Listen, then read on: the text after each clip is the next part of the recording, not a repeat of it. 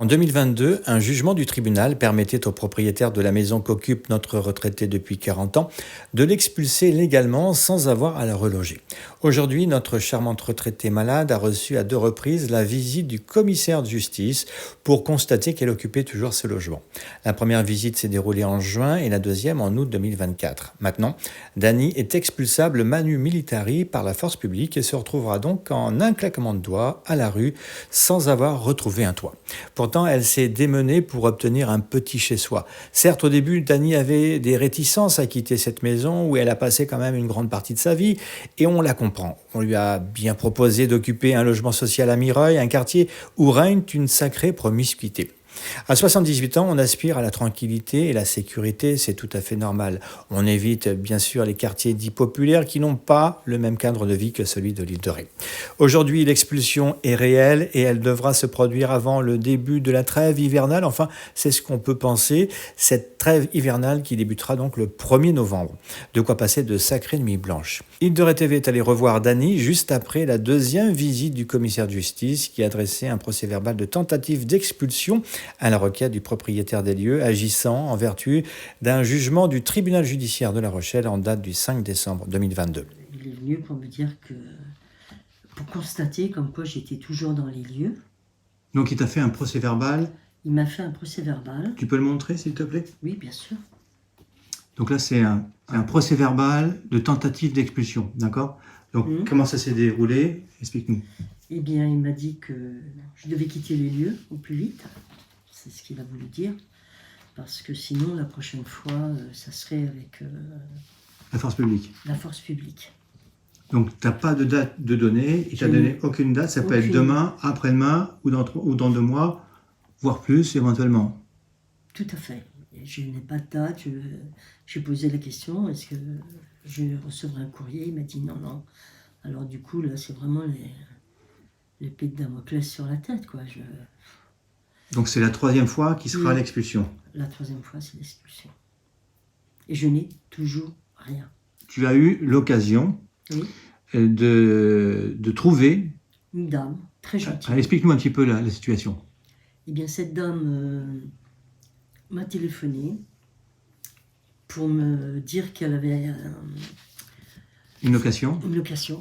Donc, on s'est vus 3-4 fois. Elle est venue à la maison, on a discuté, elle a vu comment c'était. Et moi, je suis allée chez elle et tout. J'ai visité 2 fois la maison parce qu'elle m'a dit, bah, écoutez, je vous la loue. Et elle était d'accord, on devait signer. Et malheureusement, j'ai reçu un SMS de cette dame en disant je suis désolée, mais elle ne pouvait plus me louer parce qu'elle a décidé de vendre la maison. D'accord. Comment se fait-il qu'effectivement, elle t'en ait pas parlé avant? Parce que je pense qu'elle voulait louer, mais je pense que c'est ses enfants qui l'ont obligée à vendre. À vendre. Donc elle était partie sur une démarche honnête avec toi, mais en cours de route, effectivement, il y a eu un changement. Il y a eu un changement. Et donc, cette location potentielle, tu ne l'as plus. Non. Donc tu n'as pas, pour l'instant, de relogement. Je n'ai plus de relogement, non. Non, parce que j'y croyais vraiment, la dame était gentille, ça passait bien. Il y avait tous les éléments pour que tu puisses partir chez elle. Tous les éléments. Ah, en payant, etc. Bien sûr, bien sûr. Et donc maintenant, bah écoute... Mais je me retrouve comme avant, quoi. Au point de départ, au niveau 0. J'avais fait un déni de quitter l'île de Ré parce que c'est toute ma vie, mon fils, mes petits-enfants.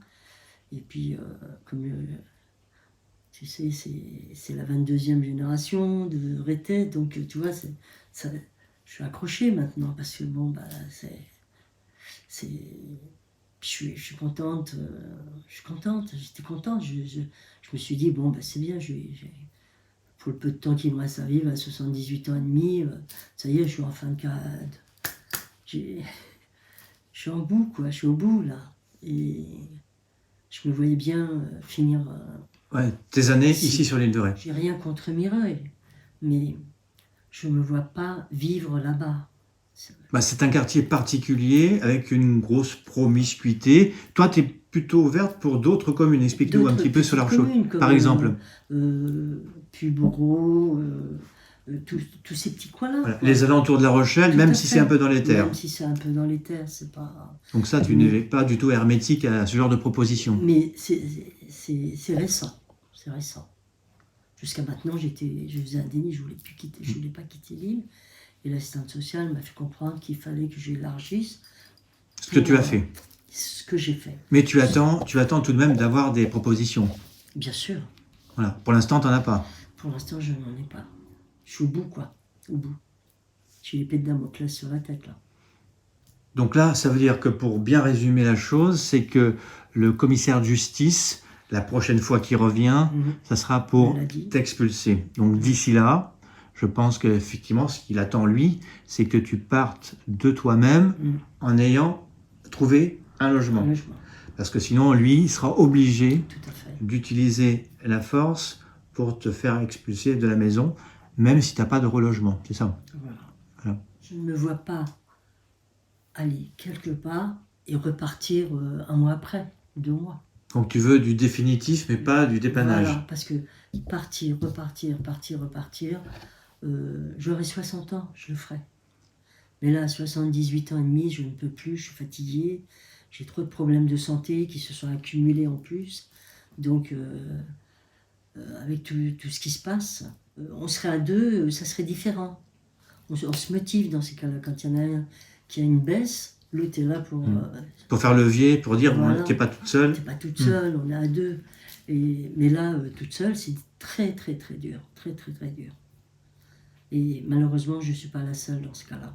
Il y en a beaucoup qui sont dans ma situation, mais qui ne veulent pas le dire.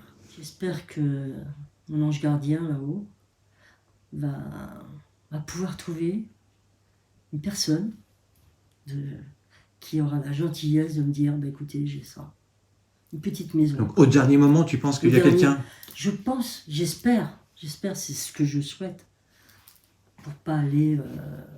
mais j'espère que mon ange gardien est là et qu'il va trouver une bonne personne, parce qu'il y a des gens qui sont gentils quand même. Il n'y a pas que des méchants.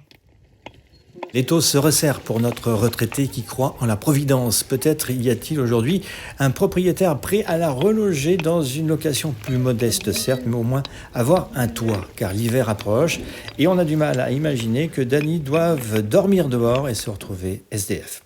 Ce reportage a été réalisé par Stéphane Nadous pour Radio Île de Ré et Île de Ré TV.